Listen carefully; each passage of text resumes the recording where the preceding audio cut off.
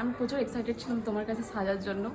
আমি সেই কলকাতা থেকে আমি অন্য জায়গায় ভাবলাম কি তোমার পেজটা ফার্স্টে ফেসবুকে খুঁজেছি, দেখে 2-3টে ফার্স্টে যে কাজগুলো দেখেছি, তারপরে আমি ডিসাইড করেছি তোমার কাছেই সাজবো আমি।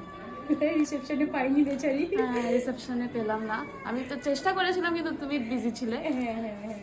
বাট আমি আজকে সেজে প্রচুর খুশি। হ্যাঁ, আমি যেরকম ভেবেছিলাম, হ্যাঁ বলো। আমি যেরকম ভেবেছিলাম সেরকমই একদম দিয়েছো। আচ্ছা, পুরো ট্র্যাডিশনাল চেয়েছিলে। আমার তোমার কনসেপ্টগুলো দেখে মনে হলো নেক পিসটা ঢেকে যাচ্ছে। আচ্ছা, তোমার কনসেপ্টগুলো দেখে আমার এরকমই লেগেছিল যে তুমি একটা রয়্যাল লুক চাইছো। তো রয়্যাল ব্যাপারটা এসেছে। হ্যাঁ, একদম একদম আমার পুরো গয়নার সাথে আমার পুরো একদম লুকটা একদম ম্যাচ করছে। আর আমার আজকের ব্রাইড সুদূর কলকাতা থেকে এসেছে, আরামবাগ, এবং আমার কাছে ও এই লুকটা নিয়েছে।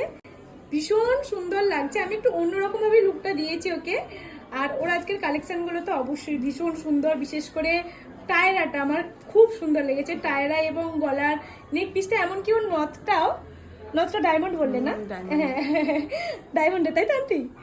নথটাও ডায়মন্ডের। মানে ওর পুরো কালেকশনটাই ভীষণ সুন্দর ছিল। আর আমি ওকে একটা সফট এলিগেন্ট বেশি ওভারডু কিচ্ছু করিনি, যাতে ওর লুকটা ইনহ্যান্স হয়। তো ভীষণ মিষ্টি লাগছে।